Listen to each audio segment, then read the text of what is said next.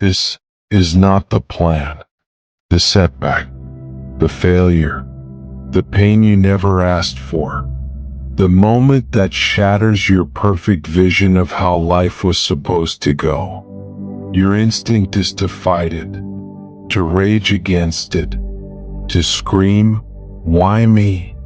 But what if you had a different choice? Not to just endure it, not to just tolerate it, but to actually genuinely love it? The ancient Stoics had a practice for this. A radical, almost unthinkable idea. They called it Amor Fati, the love of one's fate. This is not about being a passive victim. This is about becoming the active hero of your own story, no matter how ugly the chapter. The first step is a fundamental shift in perception.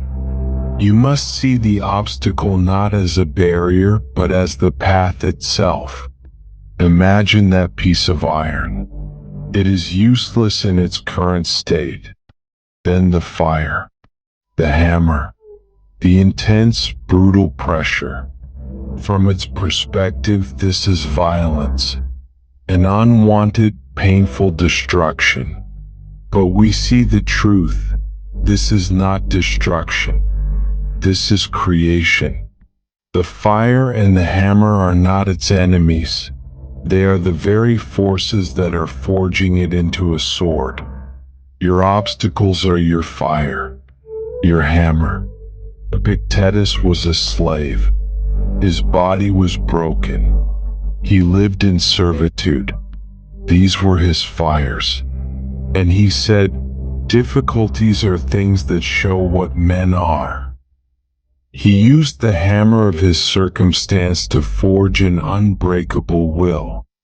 His greatest misfortune became the source of his greatest strength. So, when you face your next obstacle, your next failure, pause and ask this one transformative question. What is this moment trying to forge in me? Is it forging patience, resilience, humility, creativity? Stop seeing it as something happening to you. See it as training for you. Loving your fate is a form of alchemy. It is the art of taking the base, heavy metal of a bad situation and transmuting it into the gold of wisdom and character. The Stoics believed that nothing is inherently good or bad. Only our judgment makes it so. That failed business? It's data. It's experience. It's a lesson you could not have learned any other way. That heartbreak? It's depth.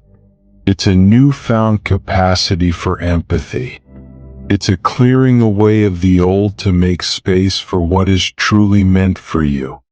The alchemist does not curse the lead. He works with it. He uses his skill to reveal the potential hidden within it. Your practice is to become the alchemist of your own life. Take a current struggle. Write it down. Now deliberately reframe it. Actively list 3 potential golds that could be hidden within this lead. Could it be strengthening a skill? Deepening a relationship? Forcing you to find a new, better direction? This is not positive thinking. This is productive thinking. You are not denying the difficulty. You are mining it for its value. We see our lives from the back of the tapestry. From here, all we see are the knots, the loose ends, the ugly, jumbled mess of threads that don't seem to make any sense. This thread is a loss. This knot is a betrayal.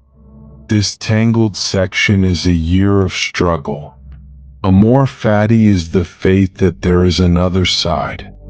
A side where every single knot, every dark thread, every tangled mess was essential to creating the breathtaking beauty of the whole picture. You cannot see that side yet, but you can trust that it is being woven. To love your fate is to love the dark threads as much as the gold ones, because you understand that without them, the picture would be flat. It would have no depth, no contrast, no story.